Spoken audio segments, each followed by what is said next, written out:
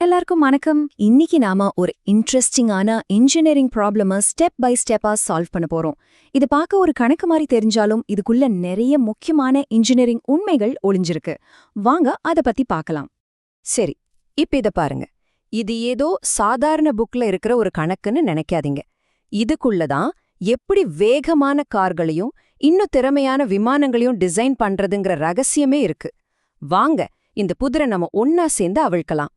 Okay, இதுதான் நம்மளோட setup. ரொம்ப சிம்பிள். ஒரு தட்டையான பிளேட் மேல காத்து ஒரே சீரா போயிட்டு இருக்கு.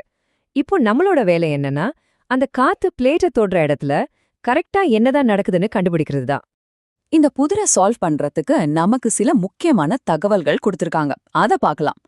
காத்தோட வேகம் வினாடிக்கு 3 மீட்டர், வெப்பநிலை 20 டிகிரி செல்சியஸ், அதோட பாகுத்தன்மை அதாவது விஸ்கோசிட்டி, அப்புறம் பிளேட்டோட முனையிலிருந்து 40 சென்டிமீட்டர் தூரத்துல இருக்கிற ஒரு புள்ளி. இந்த க்ளூஸை வச்சுதான் நாம ஆரம்பிக்க போறோம்.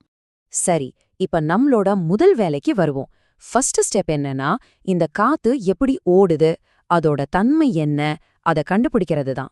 அதாவது இந்த காத்து ரொம்ப ஸ்மூதா அமைதியா போகுதா இல்ல ஒரே கொந்தளிப்பா குழப்பமா போகுதா?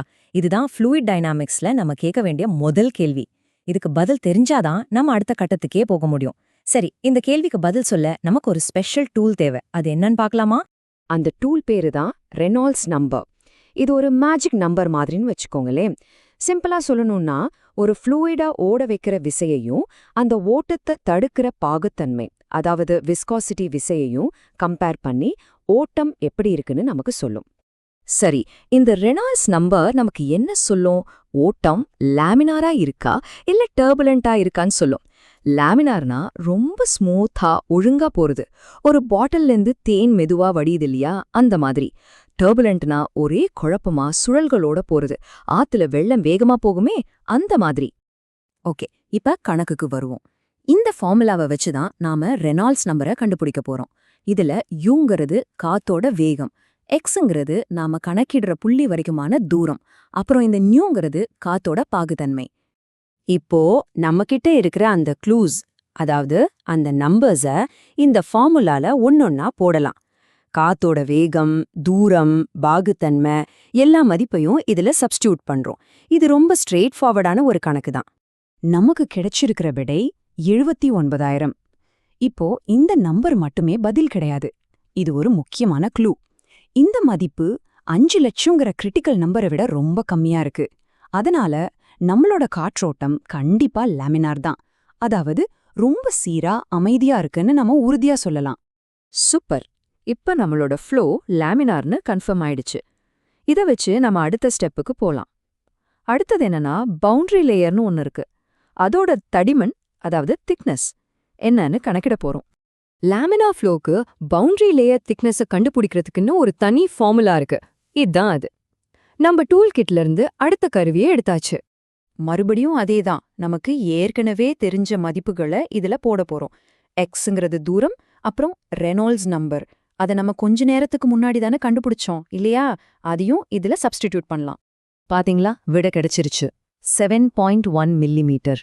அதாவது அந்த பிளேட் மேல மெதுவா நகர்ற காத்தோட ஒரு லேயர், ஒரு மெல்லிய போர்வை மாதிரி ஒட்டிக்கிட்டு இருக்கு. அதோட தடிமன் வெறும் 7.1 மில்லிமீட்டர் தான். எவ்ளோ மெல்லிசா இருக்கு பாருங்க. சரி, இப்ப நாம கடைசி கணக்கீட்டுக்கு வந்துட்டோம். இந்த மெல்லிய காத்து லேயர் இருக்கு இல்லையா, அது அந்த பிளேட்டோட மேற்பரப்புல எவ்வளவு இழுவை விசைய அதாவது உராய்வா உருவாக்குதுன்னு கண்டுபிடிக்க போறோம். நம்ம அனாலிசிஸ் முடிக்கிறதுக்கு இந்த கடைசி ஃபார்முலா தான் தேவை. இதுக்கு பேரு லோக்கல் ஸ்கின் ஃப்ரிக்ஷன் கோஎஃபிஷியன்ட். சிம்பிளா சொன்னா, அந்த பிளேட் மேல காத்த உரசும்போது ஏற்படுற இழுவிசைய அந்த குறிப்பிட்ட பாயிண்ட்ல அளந்து சொல்றதுதான் இதோட வேலை. திரும்பவும் நம்ம கிட்ட ஏற்கனவே இருக்கிற அந்த ரெனால்ட்ஸ் நம்பரோட மதிப்பை இதுலயும் சப்ஸ்டியூட் பண்றோம். இப்போ உங்களுக்கு புரியும் நினைக்கிறேன். இந்த ரெனால்ட்ஸ் நம்பருங்கிறது தான் இந்த முழு கணக்கையும் திறக்கிற ஒரு மாஸ்டர் கீ மாதிரி. நம்மளோட ஃபைனல் ஆன்சர் 0.00236. இதுக்கு எந்த யூனிட்டும் கிடையாது. இது அந்த பிளேட்டோட குறிப்பிட்ட புள்ளியில ஏற்படுற உராய்வோட ஒரு ஸ்டாண்டர்டான அளவு. ஓகே, இவ்ளோ கணக்கெல்லாம் போட்டாச்சு. ஆனா இதெல்லாம் எதுக்கு? நிஜ வாழ்க்கையில இது எங்க பயன்படுது? வாங்க இந்த கணக்குகளோட உண்மையான முக்கியத்துவத்தை இப்ப பார்க்கலாம். நாம இப்ப பார்த்தோம் இல்லையா, அந்த பவுண்டரி லேயர், ஸ்கின் ஃப்ரிக்ஷன், இந்த கான்செப்டுகளை வச்சு தான் இன்ஜினியர்ஸ் விமானத்தோட இறக்கைகளை டிசைன் பண்றாங்க, ஃபார்முலா 1 கார்களோட ஏரோடைனமிக்ஸை மேம்படுத்துறாங்க, ஏன் நம்ம கம்ப்யூட்டர் சிபியூவை கூலா வைக்கிற ஹீட் சிங்க் கூட இப்படிதான் டிசைன் பண்றாங்க. இதெல்லாம் சரியா கணக்கு போட்டாதான் எல்லாத்தையும் இன்னும் திறமையா வேலை செய்ய வைக்க முடியும். சுருக்கமா சொல்லணும்னா விஷயம் இதுதான். இந்த மாதிரி சின்ன சின்ன இயற்பியல் கணக்குகளை நாம சரியா புரிஞ்சுக்கிறது தான் பெரிய பெரிய இன்ஜினியரிங் வெற்றிகளுக்கு அடித்தளமா அமையுது. ஒரு சின்ன லெவல்ல நடக்கிற விஷயத்த புரிஞ்சுக்கிட்டாதான் பெரிய லெவல்ல நாம சிறப்பான சிஸ்டம்ஸை உருவாக்க முடியும். சரி, போறதுக்கு முன்னாடி உங்களுக்காக ஒரு கேள்வி.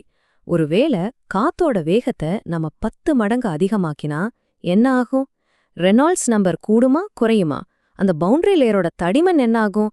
தடிமன் அதிகமாகுமா இல்ல மெலிதாகுமா? உராய்வு என்னவாகும்? யோசிச்சு பாருங்க.